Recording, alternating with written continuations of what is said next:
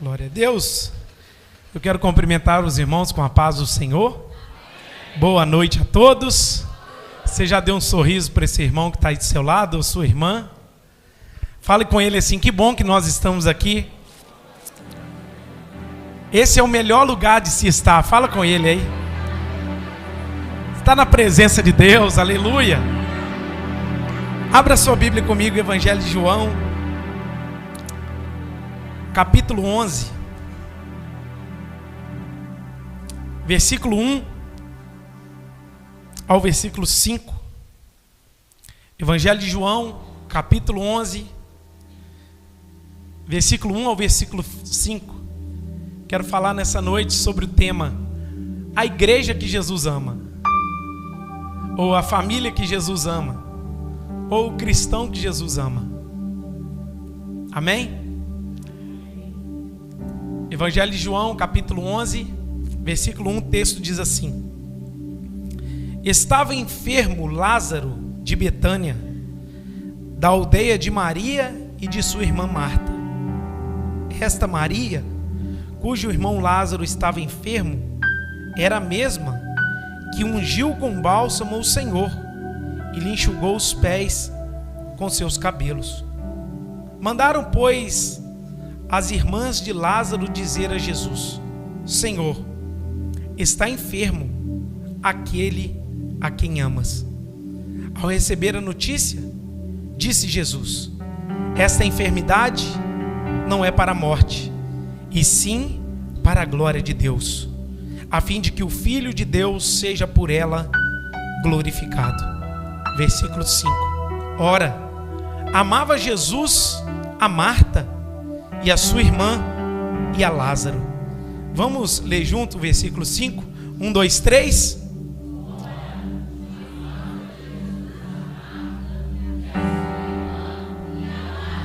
Deus, obrigado pela sua palavra.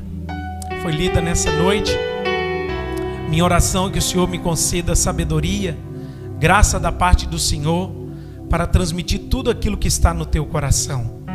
Fala conosco, Senhor, por intermédio da tua santa e gloriosa palavra. Glorifica o teu santo nome, em nome de Jesus. Amém. Irmãos, como eu disse, eu quero falar com vocês nessa noite sobre o tema: a igreja que Jesus ama. Talvez a pergunta de imediata pode surgir no seu coração: mas Jesus não ama todos? Jesus não morreu pela humanidade? Jesus não manifestou o seu amor para conosco, como diz Romanos capítulo 5, versículo 8, quando nós éramos ainda pecadores, Ele nos amou? Quando a gente olha as Escrituras Sagradas, observamos que o amor de Deus, ele é descrito nas Escrituras. Primeira carta de João, várias vezes você vai ver as declarações sobre o amor de Deus. Conhecemos o amor de Deus porque o Senhor nos amou. Sabemos que somos amados porque Deus é amor. Quando olhamos as Escrituras, a mensagem central do Evangelho é Cristo amando o pecador. É Cristo morrendo na cruz do Calvário para nos salvar. Isto é amor. Quando eu e você olhamos para a nossa natureza, homens maus, perversos, pecadores, que queremos somente fazer o mal, pela nossa própria natureza, agir pela carne, por causa do pecado que nós herdamos de Adão, como pode um Deus tão grande, um Deus tão soberano, um Deus tão misericordioso nos amar? Como analisamos tudo isso, nós vamos fazer a mesma declaração que Paulo fez: o amor de Cristo nos constrange. Quando olhamos para a nossa natureza e olhamos para o amor de Deus, a gente chega à conclusão que não tem capacidade de um ser amar tanto o outro, a ponto de dar a sua vida, de entregar o seu coração, de morrer uma morte penosa, uma morte de cruz. Não foi apenas uma morte simples, mas uma morte de cruz, onde ele abriu mão da sua própria glória, veio aqui na terra sofrer, padecer necessidades, fome, ser abandonado, muitas coisas como essa, para mostrar para mim e para você que ele nos ama. Talvez você já ouviu aí alguém te dizer, ou um dia alguém te evangelizou dizendo, te entregando um panfleto, sorria, Jesus te ama. A gente tem que sorrir mesmo, irmãos, porque éramos pela natureza, filhos da ira. Éramos julgados pelas nossas próprias concupiscências e pecados, mas Deus fez cair sobre Jesus o peso do nosso pecado. E hoje somos livres em Cristo Jesus. Somos amados pelo Senhor. A misericórdia dele nos alcançou, o seu amor foi para conosco, e um dia isso alcançou a nossa alma. Bendito seja Deus. Talvez você já ouviu de alguém dizer, Jesus te ama, Jesus morreu pelos seus pecados, Jesus morreu por você. E isso é uma verdade contida nas Escrituras, porque o próprio apóstolo João, nesse mesmo livro, somente no capítulo 3, o versículo 16, talvez ele vai dar para nós o resumo da Bíblia Sagrada. Qual é? Porque Deus amou o mundo de tal maneira que deu o seu Filho unigênito, para que todo aquele que nele crê não pereça, mas tenha a vida eterna. Ou seja, Deus nos amou, Jesus nos amou, entregando o seu Filho, entregando a si mesmo para morrer em nosso lugar. Que graça maravilhosa! Quando olhamos João capítulo 3, versículo 16, observamos que esse amor está descrito ali de uma forma coletiva. É como eu chegasse aqui e dissesse a todos vocês, Jesus ama vocês. É como eu expressasse isso aqui ao coração de todos de uma forma coletiva. Jesus morreu na cruz para te salvar. De uma forma abrangente, o amor dele coletivo para alcançar a todos os povos. Mas quando a gente olha mais minuciosamente as Escrituras, vemos alguns textos no qual o seu amor é descrito especificamente, não de forma coletiva mais, mas de uma forma específica a alguém. O mesmo apóstolo João, quando ele vai falar dele, eu acho interessante, lá no momento da ceia, quando eles estão lá ao redor de Jesus, e Jesus fala assim, algum de vocês vai me trair. Pedro está de um lado, João estava perto de Jesus. Pedro faz sinal para João e diz assim, pergunta para ele aí, quem é o traidor? E diz a Bíblia, João descrevendo, o discípulo a quem Jesus amava, estava com a cabeça no peito de Jesus. O próprio João vai falar dele, e não diz o João, ele diz, o discípulo a quem Jesus amava. Outro episódio que acontece mais ou menos semelhante, é lá na cruz, onde está Maria, onde está João. Aí, João não declara, o discípulo que andou muitas vezes com ele, ele não declara, escrevendo, o apóstolo João, ou o João escolhido. Ele fala, lá aos pés da cruz, estava quem Jesus amava. É interessante a gente olhar, porque o amor de Deus é abrangente, mas quando a gente olha minuciosamente, a gente observa que algumas pessoas nas Escrituras, Deus amava ela de uma forma específica. Tem um caso na Escritura que Jesus amou e ele foi reprovado, e o nome dele é jovem rico. O jovem rico teve um bate-papo com Jesus, nós conhecemos a história, que ele vai até Jesus, bom mestre, o que eu faço para herdar a vida eterna? Jesus fala para ele, observa os mandamentos, você vai viver. E ali eles têm um bate-papo.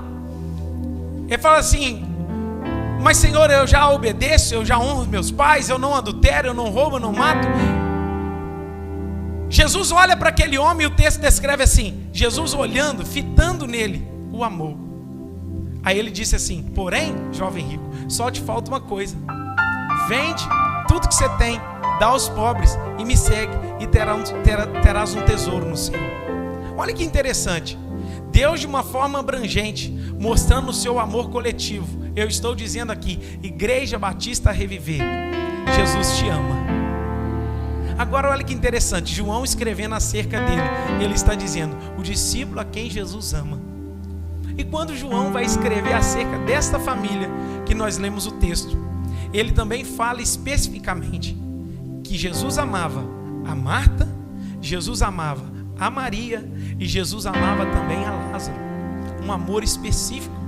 Eu fiquei me perguntando diante desse texto, diante dessa leitura, por que João não escreve Jesus amava a família de Lázaro, Jesus amava a família de Marta, Jesus amava a família de Maria? Não. O texto descreve que Jesus amava a Lázaro, Jesus amava a Maria e Jesus também amava a Marta. Ou seja, de uma forma específica. Que é uma coisa, é eu chegar aqui diante de vocês e dizer, Deus ama a todos vocês. Outra coisa é você ter um encontro com esse amor e se sentir marcado, amado por essa graça maravilhosa. Eu não sei se você pode declarar essa verdade, mas eu já experimentei desse amor. Esse amor que me amou quando eu era pecador. Esse amor que não tinha chance nenhuma para mim. Esse amor que ninguém apostava uma ficha em mim. Mas quando eu olhei para cima, a misericórdia dele estava pronta para me acolher, me alcançar. E esse amor estendeu as mãos para mim e me tirou do lamaçal do pecado, purificou a minha vida, restaurou os meus passos. E eu posso dizer, eu me sinto amado por esse amor. Meu desejo é que até o fim dessa mensagem você saia daqui entendendo que Jesus te ama de uma maneira singular. Jesus te ama de uma maneira que Ele quer ter propriedade de você. Aí a gente olha diante desse texto. É importante, antes da gente entrar aqui sobre a vida deles, é importante a gente relatar que essa família não era perfeita. O fato de Jesus amar essa família não demonstra que essa família era perfeita. Essa família estava 100% aprovada. Essa família não errava em nada. Essa família tinha pontos bons e tinha pontos ruins. Essa família tinha defeitos. Essa família tinha incredulidade. Essa família muitas das vezes passou situações difíceis. E é importante te dizer nessa noite que o fato de você ser amado por Jesus, Jesus te ama além dos seus defeitos. Jesus te ama apesar deles. Jesus te ama sabendo dos seus defeitos. Jesus, Ele não olha para você e espera perfeição, porque se Ele esperasse perfeição, a nossa salvação seria pelos nossos méritos. Mas Jesus olha para você e Ele te ama incondicionalmente, apesar dos seus defeitos, da sua arrogância, do seu orgulho, da sua falha, dos seus erros. Ele te ama e Ele está aqui para te dizer, eu te amo apesar dos seus erros. E nós precisamos agradecer a Jesus por isso, irmãos. Porque, irmãos, que coisa maravilhosa. A gente convive muito com as pessoas e a gente acaba conhecendo um ao outro. E a gente aprende a amar as pessoas apesar dos defeitos delas, sim ou não? O casamento é assim. Você ama apesar dos defeitos. O que a gente aprende aqui? Jesus conhecia aquela família. Jesus conhecia que eles tinham pontos altos e baixos. Às vezes fraquejavam na fé, estava muito bem, mas às vezes não. Mas quando a gente olha a palavra de Deus, Jesus amava essa família de uma forma sobrenatural. É importante também trazer que apesar das dificuldades e debilidades que essa família tinha, o amor de Jesus é expresso para eles. Então, meu amado, você pode aqui, nessa noite, ter entrado com o peso do pecado nas costas. Mas esse peso pode ser removido de uma forma. Qual forma, pastor? Quando você entender que Cristo quer remover esse fardo do pecado que te acusa, da religião que te manda para o inferno, das coisas que te cercam. Eu estou aqui para te dizer, eu estou aqui para te afirmar, tem um Deus no céu que quer remover o fardo do pecado, da acusação do pecado sobre a sua vida. E Ele quer te trazer o peso da paz. Quando a gente olha a palavra, é importante também a gente entender que apesar dessa família ser amada, ela não estava isenta dos problemas. Isso aqui é muito importante a gente pensar. É muito importante a gente refletir que, embora essa família fosse amada por Jesus, não quer dizer que ela não sofreria algum dano um dia. Quem está aqui comigo? Embora essa família passasse situações complicadas, adversas, ela continuaria sendo amada por Jesus. Tem muitas pessoas que pensam, irmãos, que pelo fato de elas serem amadas por Jesus, elas não podem passar situações difíceis. É o que mais passa. Quem é amado por Jesus, meu irmão, é mais provado, é mais atribulado, passa situações adversas. Então eu preciso te dizer que muitas das vezes é impregnada em nós uma teologia que a gente pensa assim: Jesus não me ama porque eu estou passando esse vento. Jesus não me ama porque eu estou passando essa dificuldade. Jesus não me ama porque eu estou nessa tempestade. Não, Ele te ama sim. Eu vou dizer de novo. Quando você olha para as suas lutas, quando você olha para as adversidades que te cercam, muitas das vezes, e até o diabo e até a nossa carne, nos leva a pensar que Jesus nos abandonou, que Jesus nos desamparou. Mas eu quero te dizer que o amor de Deus continua o mesmo para comigo e com você. O amor de Deus não nos isenta de sofrermos. O amor de Deus não nos isenta de passarmos tribulação. O amor de Deus não nos isenta de passarmos no deserto. O amor de Deus não nos isenta a estarmos em dificuldades. O crente amado vai para o hospital. O crente amado adoece. O crente amado pode ter depressão. O crente amado um dia pode morrer de uma enfermidade. O crente amado por Deus um dia pode receber uma notícia que ele jamais esperaria e jamais queria, jamais planejou. Pode acontecer. O fato de você ser amado, irmãos, não quer dizer que você está blindado dentro de uma bolha. Eu estou amado por Jesus, então mal nenhum vai me atingir.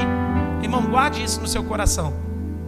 Olha aqui para mim. Se você for amado por Jesus, muitas das vezes Jesus vai permitir ventos, Jesus vai permitir tempestades, Jesus vai permitir situações difíceis para testar, não o amor dele para você, mas o seu amor para com ele. Porque, irmãos, é muito fácil a gente estar só na bonança, só na boa e falar: Jesus, eu te amo, o Senhor está me prosperando, o Senhor está me abençoando. Mas no dia que bater na porta da sua casa a situação difícil, o vento, como aconteceu na casa de Jó, é que você prova se verdadeiramente você está retribuindo o seu amor por Cristo ou não.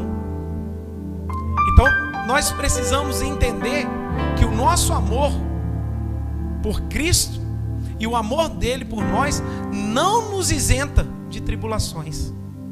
Você vai passar vento, você vai passar dias difíceis, mas calma, fica firme lá. Deus vai te sustentar no meio do deserto. Os percalços da vida, situações difíceis são para todo cristão. Todo mundo que está tendo fôlego, ele vai louvar o Senhor, mas também está pronto para receber uma má notícia.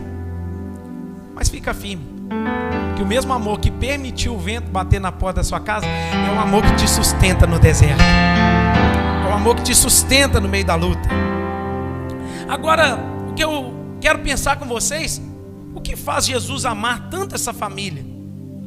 O que essa família tinha tanto de especial que declara o amor dele específico para Marta, o amor dele específico para Maria e o amor dele específico para Lázaro?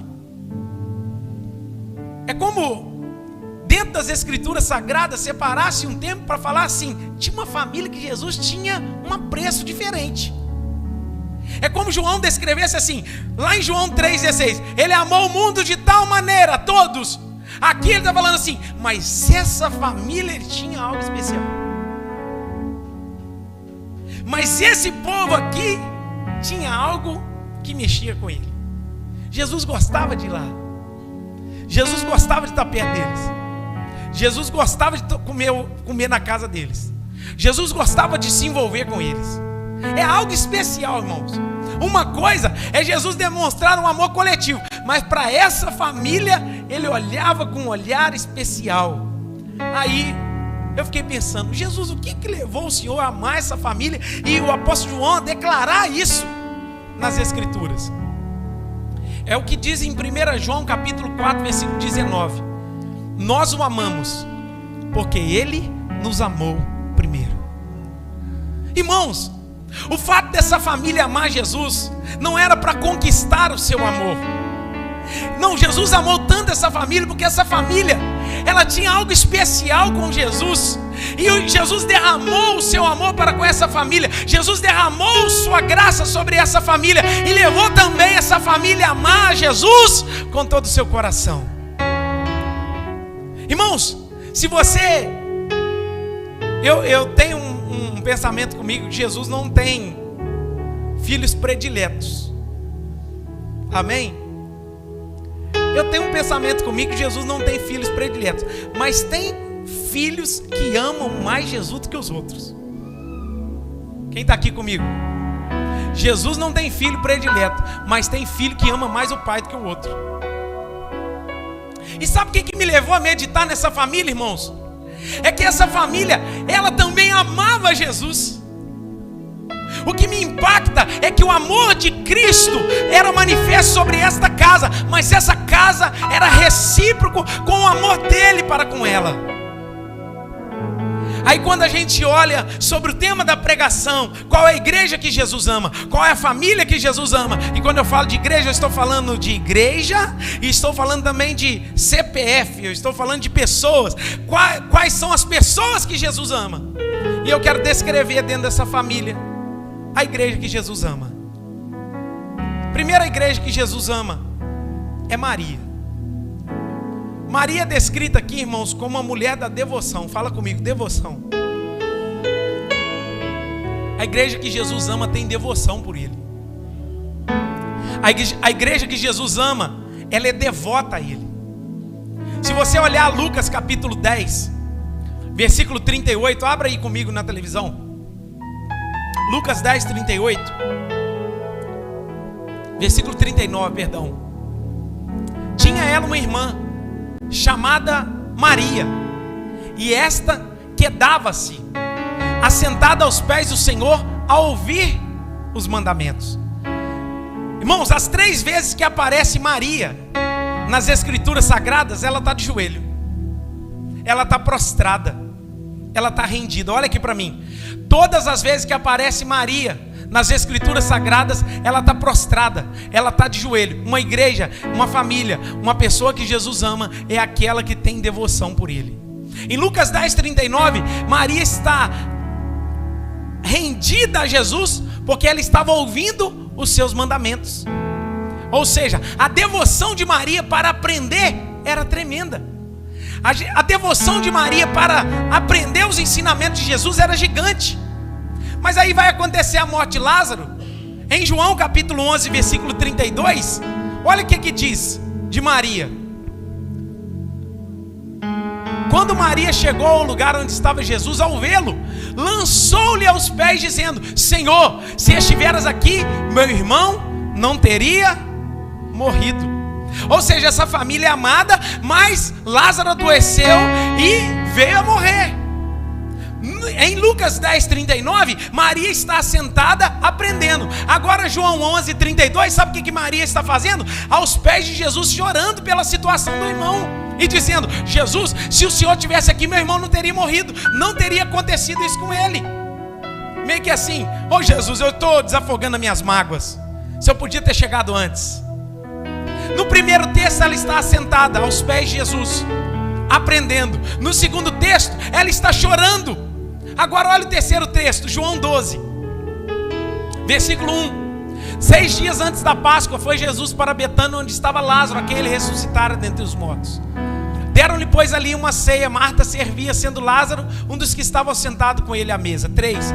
Então Maria, tomando uma libra de bálsamo de nardo puro, muito precioso, ungiu os pés de Jesus e o enxugou com seus cabelos, e encheu-se toda a casa com perfume do bálsamo. Irmãos, eu quero trazer ao seu coração isso. Primeiro texto, Lucas, Maria está aprendendo.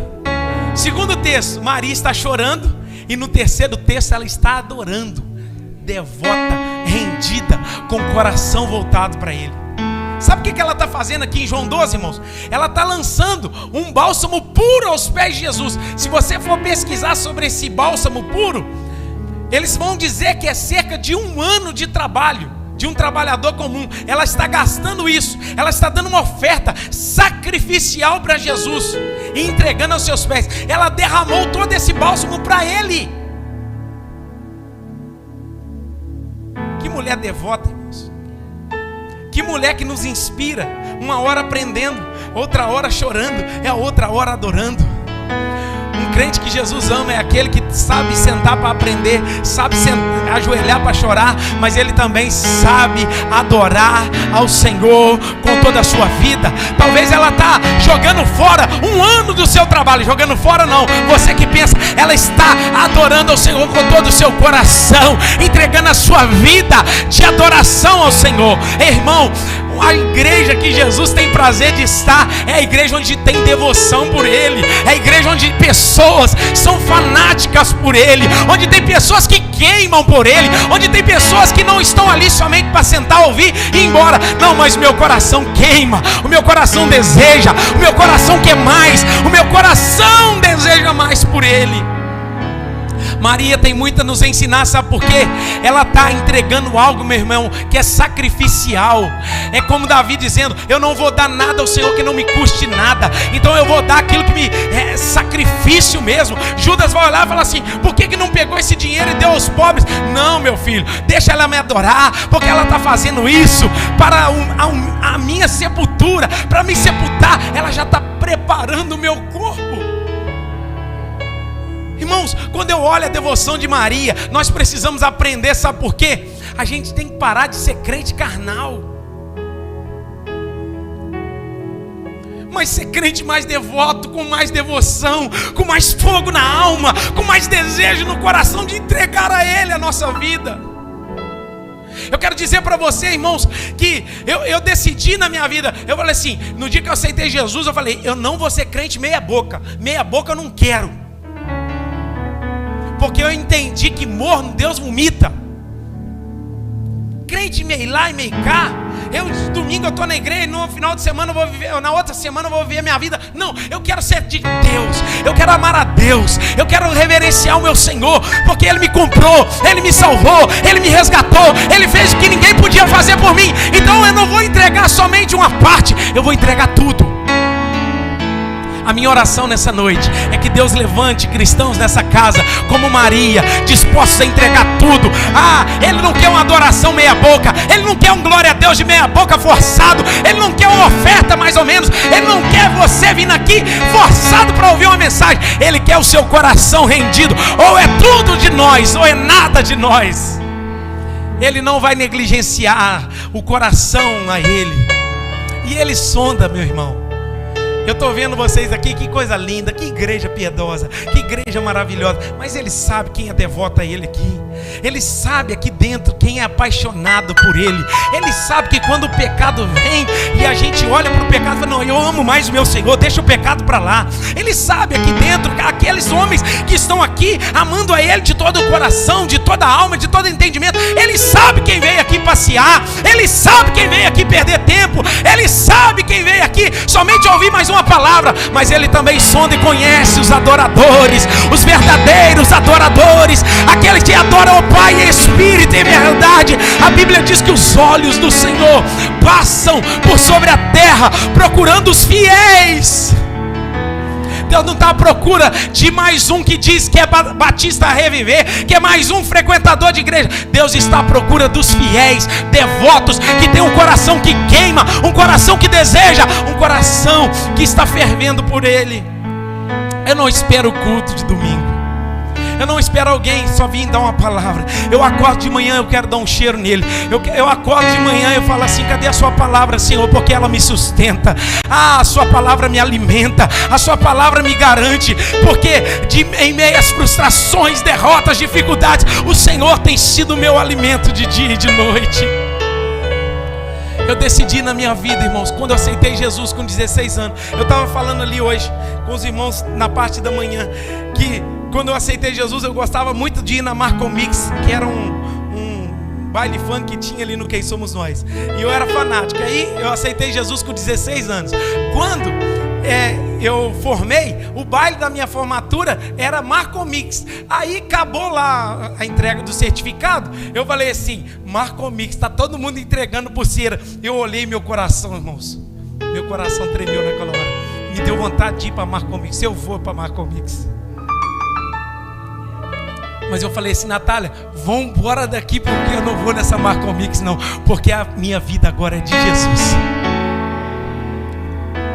Irmãos, eu falei para os jovens ontem lá em São Sebastião, pregando para os jovens. Sabe por que tem jovem com medo de se entregar para Jesus? Com medo de ser devoto? Que ele não vai caber mais no meio da escola. Eu não vou caber em qualquer assunto mais. Ele não vai caber mesmo não. Mas eu vou te dizer, quando a gente entrega tudo, devota a Ele, Ele garante o resto. Ele envia anjo do céu para te confortar. Ele envia companhia de Deus para falar da Bíblia com você. Ele vem, Ele te socorre, Ele te sustenta, Ele te garante. Ele é o nosso Senhor. Basta o nosso coração estar rendido. A igreja que Jesus ama é aquela igreja que queima de amor por Ele. Levante a mão que eu vou profetizar essa palavra. Eu profetizo em nome de Jesus que o Senhor vai colocar na sua alma, no seu coração, um coração como o de Maria, que deseja entregar tudo para Ele. Ela não quis entregar a metade, ela não quis entregar um terço, ela entregou tudo. Eu profetizo na sua vida: nós seremos cristãos que entregamos tudo a Ele. E eu não estou falando de oferta, eu não estou falando de dízimo, eu não estou falando disso não. Eu estou falando de um coração. Estou falando da disposição de estar com Ele, de estar rendido a Ele, de estar devoto a Ele, amar a sua palavra, ter desejo de oração, ter desejo de viver uma comunhão com o Senhor. O tempo acabou e eu estou aqui em Maria ainda. Segundo, Marta. Todas as vezes que a gente olha o texto de Marta, é engraçado que ela está trabalhando para lá e para cá. E sabia que Jesus também se agrada? As irmãs da limpeza teriam que glorificar nesse momento.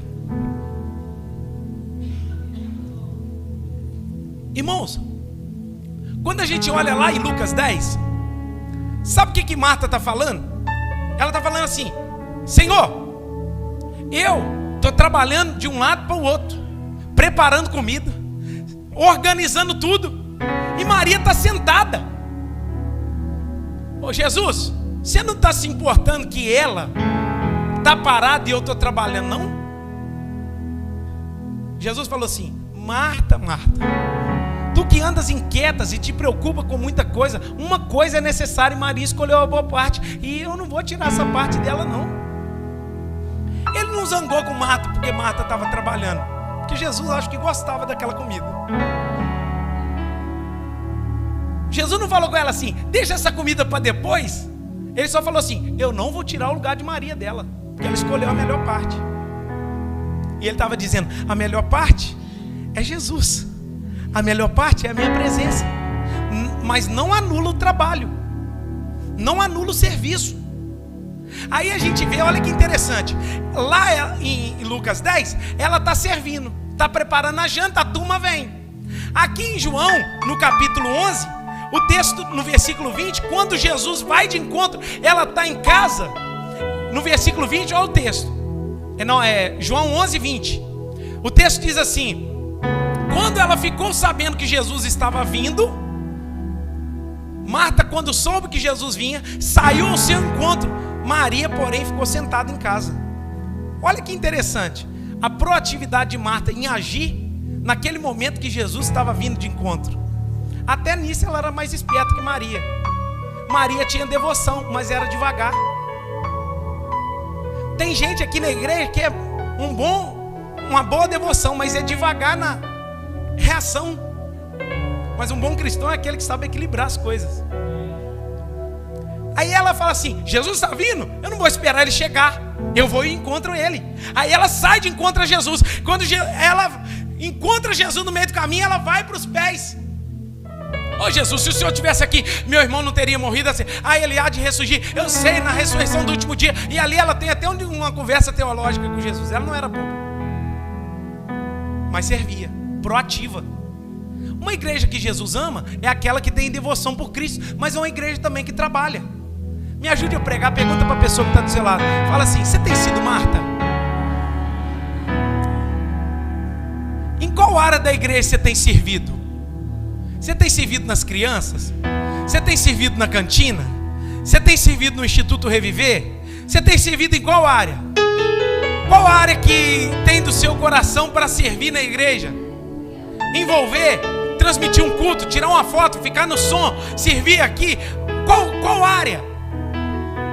Agora, no capítulo 12, aparece de novo a vida de Marta. Mais uma vez, no versículo 1, ela fazendo uma janta abençoada. 6 dias antes da Páscoa, foi Jesus para Betânia, onde Lázaro estava, a quem ele ressuscitara dentre os mortos. Olha o texto, versículo 2. Deram-lhe, pois, ali uma ceia. Marta servia, mais uma vez. Marta servindo. Uma igreja que Jesus ama é composta por pessoas que são apaixonadas por Ele. Mas a igreja também precisa servi-lo. Deus deseja o seu coração, mas também o trabalho das suas mãos. O que você tem feito para alcançar pessoas? Você tem lavado o pé de quem? Você tem servido a quem? Você tem abençoado quem? Você tem envolvido a quem? Você tem dado carona a quem? Os irmãos que andam a pé aí, passa milhares de carros no final do culto. Quem que você tem servido? Simples. Envolva no serviço, mas com devoção em Deus. E para finalizar, essa igreja que Jesus ama, ela é composta por Lázaro. Quem é Lázaro? Que morreu, mas ressuscitou. Eu e você somos o Lázaro que morre, mas ressuscita. Jesus nos chama pelo nome. Ele manda a gente sair para fora. Eu vou dizer para você, irmão, a igreja é composta por devoção, a igreja é composta por serviço, mas a igreja é composta por milagres.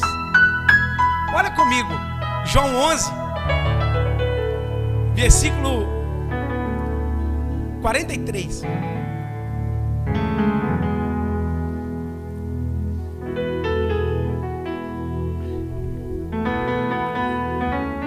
Olha o que está acontecendo. Lázaro morreu, vocês sabem da história já. A música da Aline Barros já doutrinou vocês.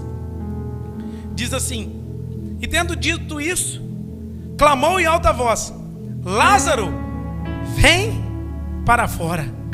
Saiu aquele que estivera morto, tendo os pés e as mãos ligados com ataduras, e o rosto envolto num lenço. Então lhes ordenou Jesus: desatai-o e deixai-o ir. Olha o 45. Muitos, pois, dentre os judeus que tinham vindo visitar Maria, vendo que Jesus fizera, creram. Vocês estão aí, gente? Outros, porém, foram ter com os fariseus e contaram todos os feitos que Jesus realizara. Olha o que acontece no versículo 45, irmãos. As pessoas ficam sabendo que ele morreu, e eles vêm por causa de Maria. Aquela família era abençoada. Todo mundo vem por causa daquela família. Só que Jesus chega atrasado. Se Jesus chega antes, era apenas uma cura, mas Jesus propositalmente chega atrasado para fazer um milagre maior. Jesus não queria só curar, Jesus queria ressuscitar. Ei, eu vou dizer para você, talvez Jesus está demorando em alguma questão na sua vida. Fique tranquilo, fica firme. Não é porque ele está demorando para judiar de você.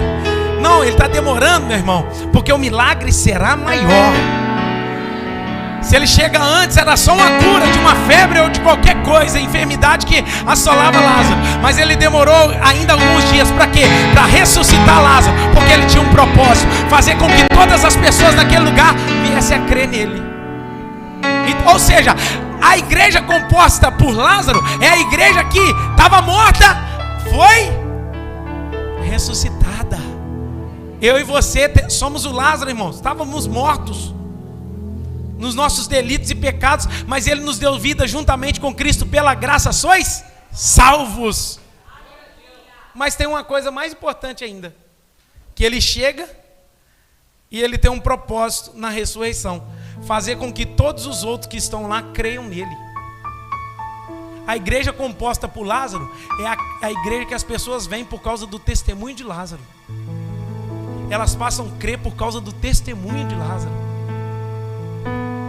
Você precisa entender, irmãos, que Lázaro foi ressurreição, mas a sua vida, Deus te tirou da cachaça e você está aqui servindo a Jesus. Aleluia. Tem pessoas que estão aqui porque viram o seu testemunho. Você estava com a família destruída, Jesus entrou na sua família.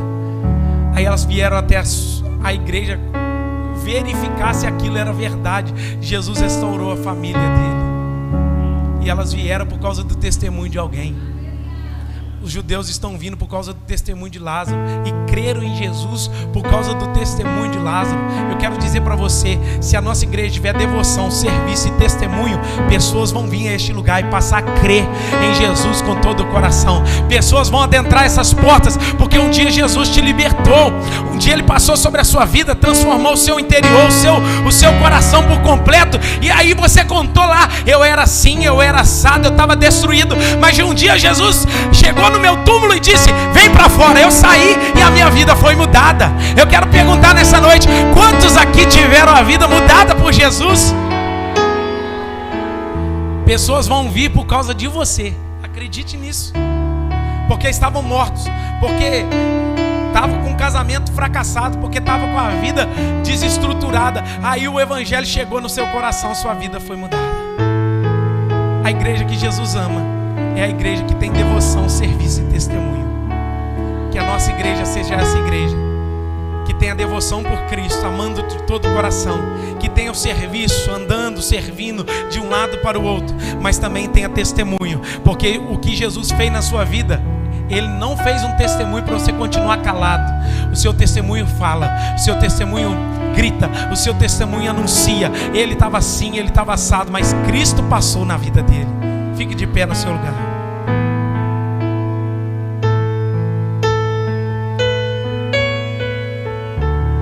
Aleluia.